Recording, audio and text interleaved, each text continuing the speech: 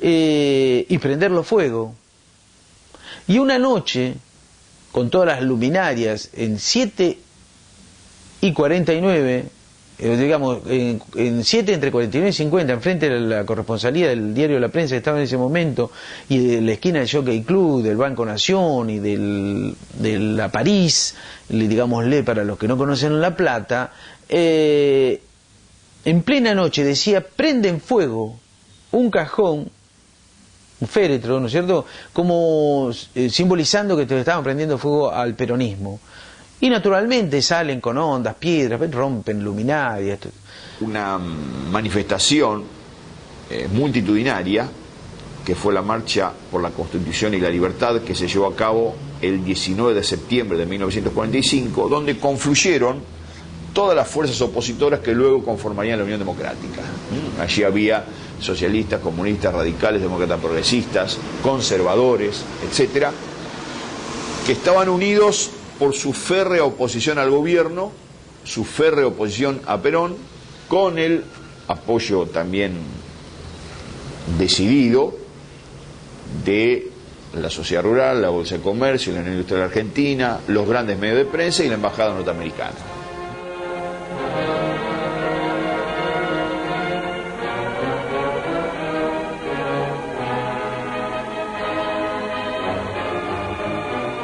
Mayo, base de esa Constitución. Ahora, el 19 de septiembre, nuevos días luctuosos impulsaron a nuestra generación de 1945 a reafirmar aquellas instituciones puestas en peligro, lanzándose a la calle en la marcha de la libertad y de la Constitución. Presidían el magnífico desfile las figuras tutelares de la nacionalidad, como en los días azules de mayo o en los rojos de la tiranía. ¿Qué es lo que ocurre? En mi análisis yo tomo a los periódicos, qué construyen, cuáles son las crónicas, qué es lo que dicen, y ante esto no se rasgan las vestiduras, que son bárbaros, bestias. Esto es como que forma parte, que está bien, que esto es la civilización. Si lo hacen los estudiantes, debe estar bien. Todo esto de alguna manera fue llevando a que dentro del propio gobierno militar los sectores opuestos a Perón tomasen cada vez más cuerpo, cada vez más fuerza, y el día 9 de octubre de 1945, un día después de que Perón cumpliese 50 años, los propios camaradas lo obligan a abandonar, a renunciar, digamos, a su cargo. En realidad Perón era en ese momento secretario de Trabajo y Previsión, ministro de Guerra y vicepresidente de la Nación. Bueno, se produce la detención de Perón, es enviado a Martín García, y en ese momento se discutía o se le pedía que envíen el gobierno a la corte, que renuncien, pero en realidad nadie hacía nada por pedir la libertad de Perón, hasta que el Sindicato de la Carne el día 15 creo que ya hace un acto acá en Berisso, que son reprimidos, por supuesto hay fotos de ese momento. Y es la única crónica, yo creo, que se encuentra del 17 de octubre. Ese día fue el día 11 de octubre. Nos informan de que a la mapa vendría a ser el 12 a la madrugada, nos informan de que a Perón lo habían detenido. Entonces se forma la comisión de acá de Berisso, de la Carne, y se fueron a Buenos Aires. Y nos quedamos todos los delegados atentos acá, esperando las informaciones que nos daban. Entonces, según la información que nos daban de Buenos Aires, nosotros salíamos. Entonces, cuando nos dijeron, bueno, hay que salir a la calle, hay que hacer por todo, porque a Perón se lo llevaron para Martín García. Los sectores populares, los trabajadores, los dirigentes de base, dirigentes gremiales de base, comienzan a movilizarse. De alguna manera comienzan a inquietarse, es decir, por supuesto ven muy negativamente la situación, entienden que la detención de Perón y el consecuente apartamiento de Perón de escena política implicaba la pérdida de las conquistas sociales obtenidas, lo cual era verdad, ¿no? Esa era la percepción que tenían los trabajadores y esa era la verdad. O sea, Perón, fuera de la escena política, implicaba la pérdida de las conquistas sociales. Los trabajadores identificaron las conquistas laborales con la figura de Perón. ¿Y por qué digo que esto era así? Porque ya los propios empresarios, en el tema específico del aguinaldo que debía pagarse ese fin de año, empezaron a negarlo, inclusive a señalar a sus trabajadores y bueno, ahora que Perón se fue, vayan a cobrarle el aguinaldo a Perón. Parafraseáramos a Jaureche, por ejemplo, dice: lo que movilizaron esas masas fueron la esperanza. Marechal dice cosa parecida. Pero, digamos, lo cierto fue que había una total convicción y capacidad en estas masas organizadas que, insisto en este concepto, no eran solamente cabecitas negras. Había mucha gente, muchos cuadros sindicales que habían pertenecido al anarquismo, al socialismo, al comunismo y seguían perteneciendo y que seguramente desconfiaban en muchos aspectos en el coronel Perón, pero también no se les escapaba que era el coronel Perón el que les había dado todas las reivindicaciones. Por caso, la del 12 de octubre anterior, ya cuando habían ido a cobrar el día que no habían ido a trabajar, los empresarios les decían: váyanle a cobrar a Perón a la isla Martín García. Hasta el 16 pasamos horriblemente porque continuamente corridos por la policía, pero eran las 10 de la noche y todavía nosotros andábamos por la calle. Nosotros veníamos haciendo las manifestaciones, la parte gremial, digamos, ¿no? Pero no cuando esa vez que fuimos, esa fue la primera manifestación que yo participé, ¿no? Era muy joven, pero no fuimos caminando hasta La Plata, tomamos por diagonal, ya el primer diagonal que vino, no sé qué diagonal, 79 creo que, y fuimos a la Casa de Gobierno, y bueno, ahí es cuando viene la policía montada y entonces se produce un desbande, bueno, eso fue el 16 de octubre. Los estudiantes, cuando hacían sus movilizaciones que pasaban por el diario El Día, por los mismos lugares, o sea, donde pasaron los estudiantes, luego van a pasar los trabajadores, pero los estudiantes paraban enfrente de la universidad o en la casa del rector, que queda en la calle, que actualmente sería la calle 45, entre 6 y 7, allí ellos paraban y ahí veían a la autoridad.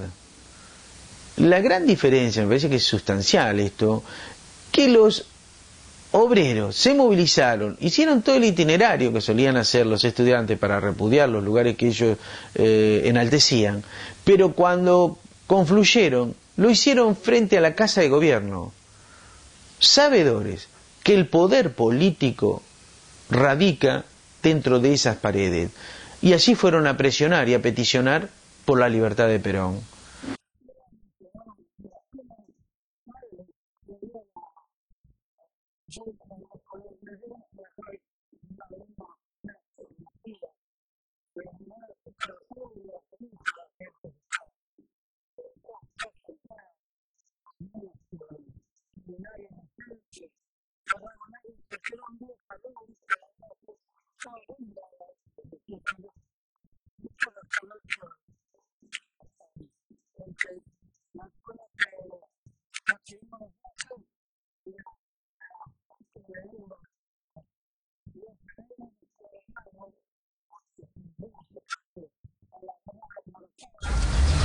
El 17 de octubre fue un hecho histórico que dejó una marca muy profunda en Berisso.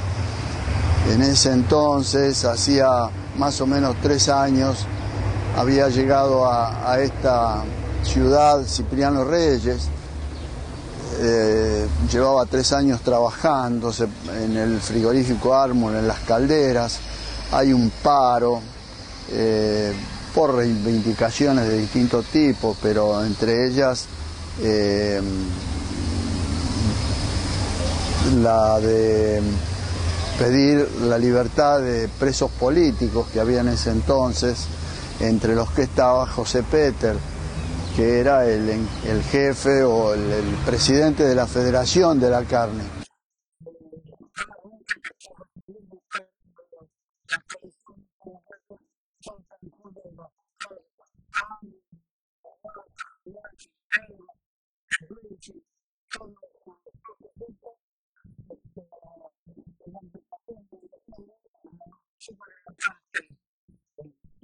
No se puede dar una semejante movilización de un modo espontáneo. Hubo organización que estuvo organizado por distintos sindicatos, algunos integraban la CGT, otros no, como es el caso de Reyes aquí en La Plata, el gremio de la carne, que no pertenecía a la CGT, pero igualmente ayudó en la organización. Lo que hizo la CGT fue canalizar eso, y al estar canalizado se tuvo una suerte de contención, ¿no es cierto? Por eso no hubo grandes desmanes, ni mucho menos. Por otra parte, el pueblo obrero movilizado sabía muy bien qué era lo que quería, y sabía que movilizado y en la calle iba a conseguir su objetivo, que era que liberaran a Perón. La Confederación General del Trabajo se reúne el día 16 de octubre y decreta un paro para el día 18 de octubre, la cúpula de la CGT, donde inclusive no se menciona a Perón, ¿no? Se habla de la necesidad de mantener las conquistas sociales, de dejar libre a todos los detenidos políticos, etcétera, pero no se habla específicamente, no se lo menciona específicamente a Perón. Ahora, ¿qué sucede? El día 17 de octubre se da la movilización popular, es decir, las bases de alguna manera se lanzan a la calle, los dirigentes de base a la cabeza. Está el caso de Cipriano Reyes en Berisso, dirigente del frigorífico Armo y del Sindicato Autónomo de Trabajadores de la Carne. Y en el caso específico de la región hay una primera movilización de Berisso y de Ensenada a La Plata, más concretamente a la Plaza San Martín frente a la Casa de Gobierno. Esa es la primera movilización del día. A partir de allí algunos se quedan en la plaza y van a estar hasta altas horas de la noche cuando Perón sea liberado, y otros se dirigen a Plaza de Mayo.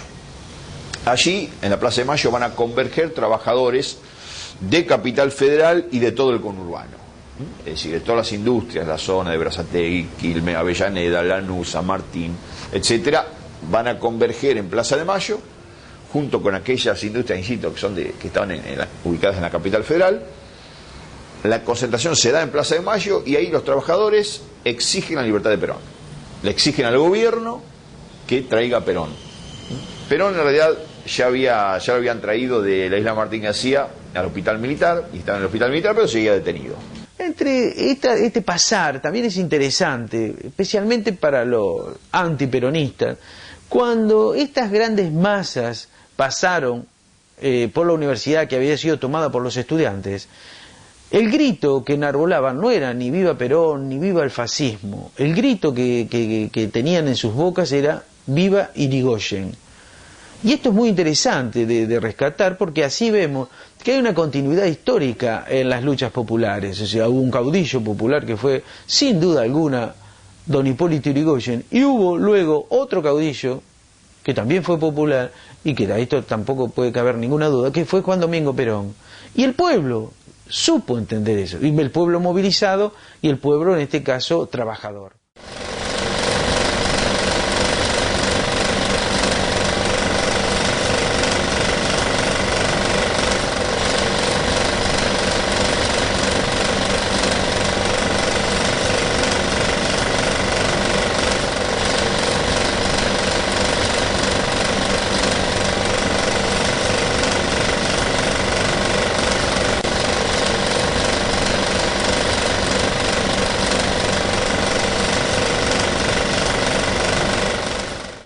Las calles de Buenos Aires vuelven a agitarse nuevamente con el nervioso vaivén de la política. Otro sector de pueblo se vuelca sobre la ciudad a expresar sus demandas. Desde las primeras horas de la mañana llegan al centro grupos diversos y tienen todos un solo rumbo, la Plaza de Mayo.